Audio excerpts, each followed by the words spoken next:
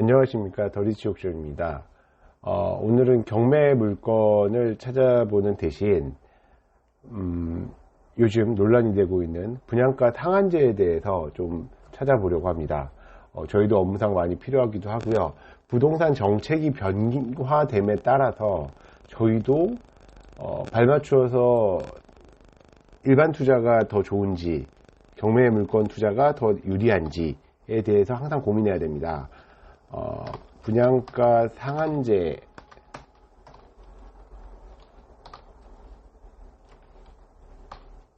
네. 예전에 공공주택에 대해서는 분양가 상한제가 이미 시행이 되고 있었고요. 지금 새로 이야기가 나오고 있는 이 민간 분양가 상한제에 대해서 이제 이야기가 있습니다. 뉴스는 여러 가지가 있는데요. 재건축 보유자들 불만 속출하고 있는 것도 있고, 공공택지가 인기가 있다. 이런 여러 가지 이야기들도 있고요. 가을 쏠림이 없다. 그래가지고 분양가 상한제를 없어서 현상 없을 것이다. 일단 보시면 이 재밌는 게 다른 여태까지 부동산 정책들을 보면 양분되는 경우가 드뭅니다.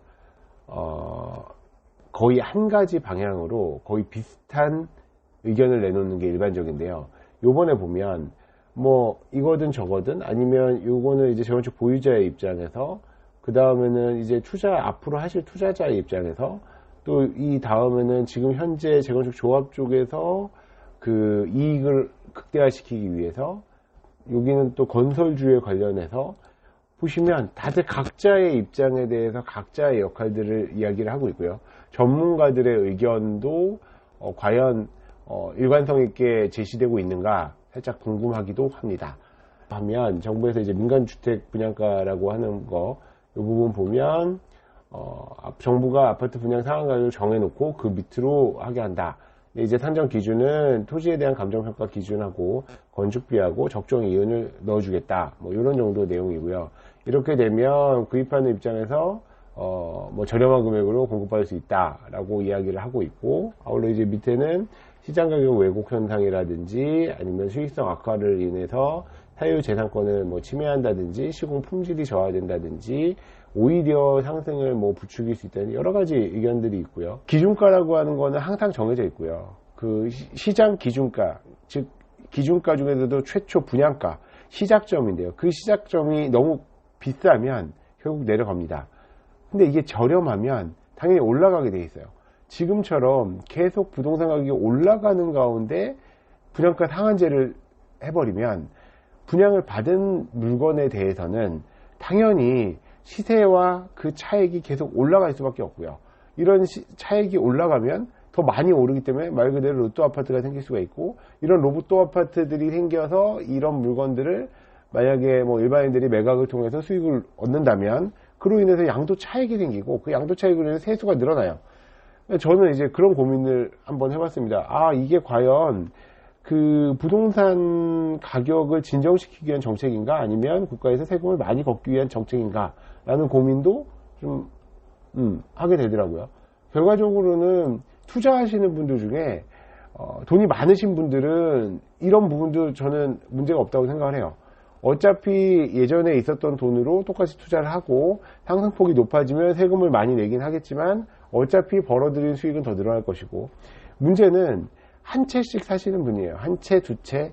정말 이제 내 거, 아니면 내가 할 집, 아니면 정말 있는 거 다 모아가지고 하나 더 해볼까 해서 가족이나 아니면 자제분들한테 이제 물려주기 위해서라든지 조심스럽게 접근하시는 분들, 이분들이 접근을 해가지고 딱 샀어요. 그래서 양도 차익이 생기나?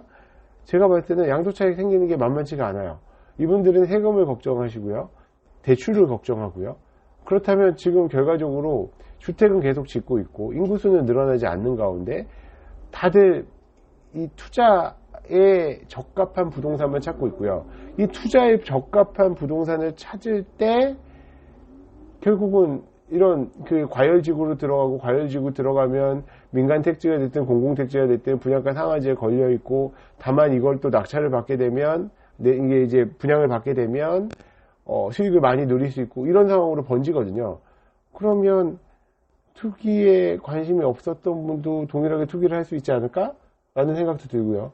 다른 한편으로는 과연 이 정책이 뭐 장기적으로 10년, 20년이 아니라 50년, 100년이 이어진다면 효과를 발휘할 수 있지 않을까라는 생각이 들지만, 만약에 정말 짧게 1, 2년이다 라고 하면 그냥 뭐 태풍은 피해가는 방향으로 가시는 분들도 많이 있을 거고, 만약에 이게 뭐 한 5년 정도다, 애매하게 길지도 않고 짧지도 않다 라고 하면 지금 진행되고 있는 그 분양 내지는 재건축, 재개발 사업의 새로운 이슈만 될 뿐이지 과연 뭐 큰 역할이 있을까? 라는 생각이 들어요. 지금 올라간 그 주택시장의 가격을 낮추는 것보다 사실 정부에서 원하는 거는 제가 봤을 때는 이 부동산 가격을 이유로 해서 양도 차익을 누리는 것을 이유로 해서 부의 불균형을 막겠다. 부동산 시장도 뭐 어느 정도는 통제돼야 되지 않느냐. 뭐 이런 취지라고 생각이 드는데, 당장 눈앞에 야 이렇게 무서운 제도가 있으니까 꼼짝 마라는 이야기를 하는 게 아닌가라고 생각이 들어서 조금 좀 어색하고 어설픈 제도 아니었나라는 생각이 듭니다.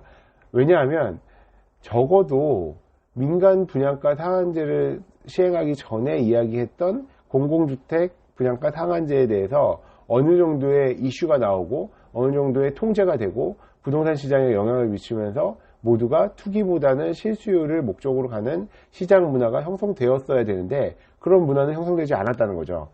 하기 때문에 뭐 지금 이렇게 뭐 단순히 뭐 민간 분양가 상한제가 하나 냈다. 그러면 뭐 그냥 단순하게만 또 다시 평가를 한다면 이 제도에 대한 평가가 아니라 앞으로 어떤 투자를 해야 더 유리하냐.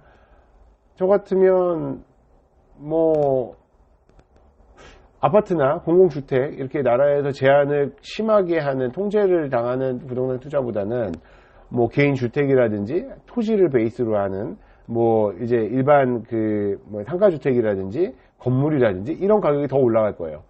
부동산에 대해서 이 전반적인 큰 틀에서 움직이는 게 아니라 몇몇 채, 그것도 이제 아주 돈 많은 사람 말고요. 적정하게 부동산 투기를 하는 사람을 막겠다고 하면서 실제적으로는 그 이제 막 내 집 마련의 꿈을 가지고 달려가는 사람들한테 브레이크를 거는 거 아닌가 이런 생각이 들고 있습니다.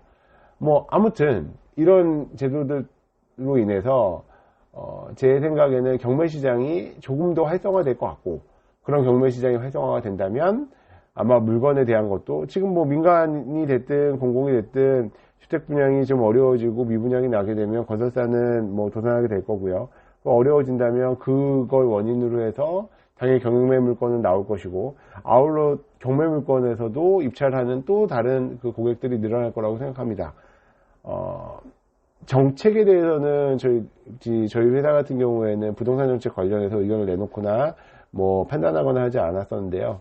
요번 같은 경우에는 뭐 비단 요번뿐만은 아니지만 너무 그 눈앞에 근시안적인 접근을 하고 있는 게 아닌가라는 생각이 들어서 좀 아쉬움도 있고요.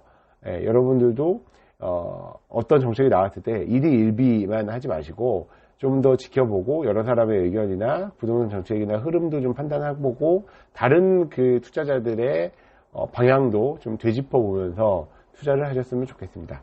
네, 뭐 부족하지만 생각하고 있는 바를 이제 민간 분양가 상한제에 대해서 말씀을 드렸고요. 여러분한테 도움이 되었으면 좋겠습니다. 구독과 좋아요 부탁드리겠습니다. 감사합니다.